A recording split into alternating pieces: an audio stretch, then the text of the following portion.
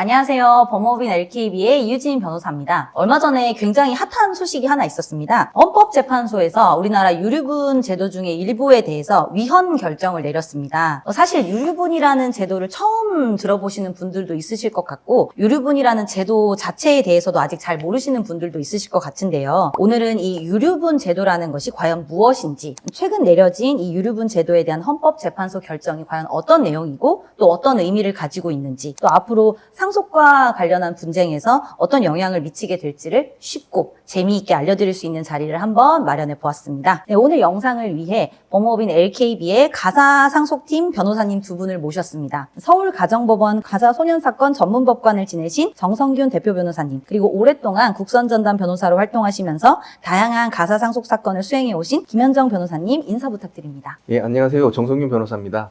네, 안녕하세요. 오랜만에 뵙겠습니다. 김현정 변호사입니다. 우선 이제 우리나라에 이 유류분 제도라는 것이 있는데 처음부터 있었던 제도인지, 이 유류분 제도가 어떻게 도입된 것인지 이런 것들이 궁금하실 수 있을 것 같아요. 소개 한번 부탁드리겠습니다. 많은 분들이 좀 오해하고 계신데 유류분은 우리나라 고유의 제도는 아닙니다. 1977년 민법이 개정되면서 비로소 도입된 제도이고요. 유류분 제도가 도입된 이유는 그 무렵까지 특정 상속인, 특히 장남에게 유산을 몰아주는 경우가 많았었는데 그렇게 되면 남아있는 다른 유족들의 생존이라든지 형평에 어려움이 있기 때문에 이것을 반영해서 도입된 제도입니다. 그러면 그 법정 상속분으로 정해진 것 자체가 유류분이라서 그걸 딱 다 받을 수 있는 것인가요? 아, 그건 아닙니다. 이게 법정 상속분이라는 것은 법에 정해져 있는 상속분인데 네. 사실 상속이라는 것은 여러 가지 요인들이 다 작용을 할 수 있기 때문에 굉장히 까다롭습니다. 그래서 상속 사건이 있을 경우에 이제 LKB로 오신다고 생각하시죠.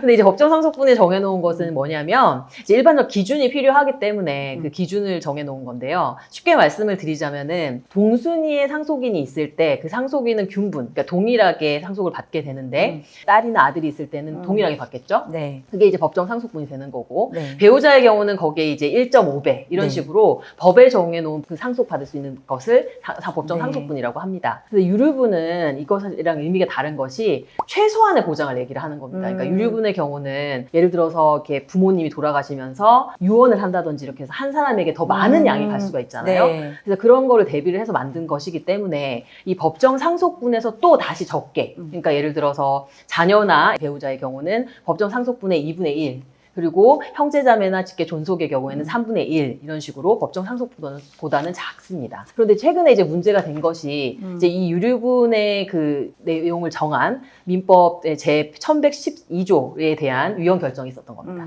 지금 김현정 변호사님께서 아주 상세하고 쉽게 설명을 해주셨지만 이해하기 어려우실 것 같기도 한데요. 제가 예를 한번 들어보겠습니다. 네. 예. 예를 들어서 배우자와 아들, 딸을 둔 분이 7억이라는 재산을 남기고 사망하면서 모든 재산을 아들에게 주겠다 네. 고 유언을 남겼다면 배우자와 딸은 아까 김현정 변호사님이 말씀하셨던 그 법정 상속분에서 2분의 1인 네. 1억 5천만 원, 1억 원은 최소한 보장받을 수 있는 것이 유류분이라고 할 수 있습니다. 네. 지금 이제 유류분 제도가 우리나라에 이렇게 존재한다라는 이야기를 해주셨는데요. 많은 분들이 어디선가 이런 기사 같은 걸 한번 보셨을 것 같아요. 내 전 재산을 고양이에게 주겠다.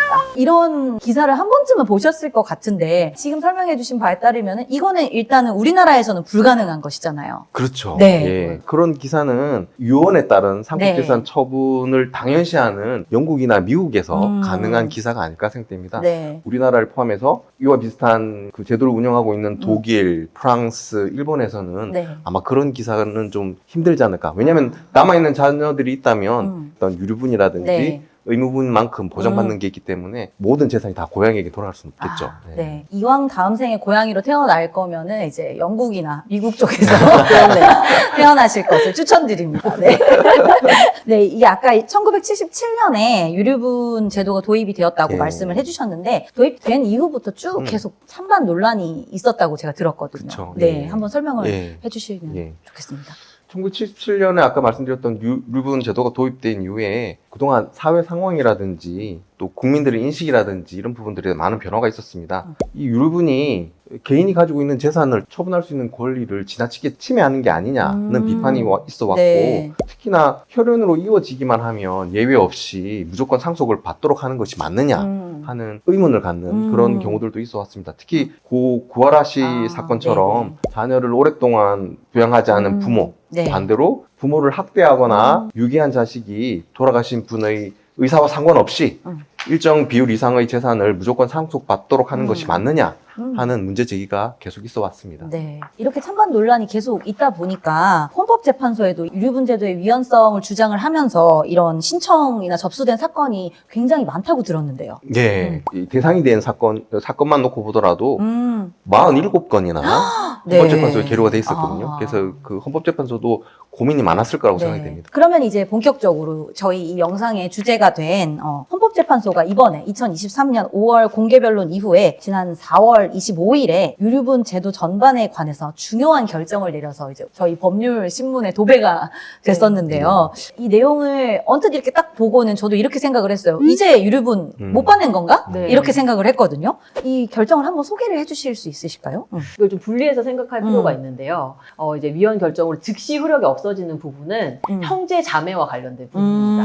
그러니까 형제 자매와 관련된 유류분 그 상속과 관련된 부분은 이제 아무래도 시대도 많이 바뀌었고 네. 이 재산을 증식하는 것에 기여한 바가 형제 자매의 경우는 사실 요즘에는 거의 없다고 볼 수 네, 있잖아요. 맞습니다. 그런 인식들이 이제 반영이 되다 보니까 그 부분에 대해서는 위헌 결정이 나서 지금부터 당장 이제 효력이 없게 되는 겁니다. 근데 다만 이제 유류분 제도 자체에 대한 것이 위헌인가라고 묻는다면은 그 부분에 대한 것은 합헌으로 판단을 했습니다. 그러니까 유류분 자체는 유지될 필요가 있지만 네. 위헌성이 있는 부분에 대해서 결정이 난 것이고요. 네. 이제 일부 이제 다른 부분에 대해서는 헌법재판소에서 헌법 불합치 결정이 있었습니다. 헌법재판소의 결정 중에 위헌이 된 부분이 있고 헌법 불합치가 된 부분이 있다고 말씀을 주셨는데 이제 일반인들이 들으시기에는 이게 뭐가 다르지? 라고 하실 수 있을 것 같아요. 그 차이를 좀 설명해 주실 수 있으실까요? 예, 헌법 불합치 결정이라는 것은 위헌의 소지가 있지만 법정의 효력이 없다고 단순 위헌 결정할 경우에는 네.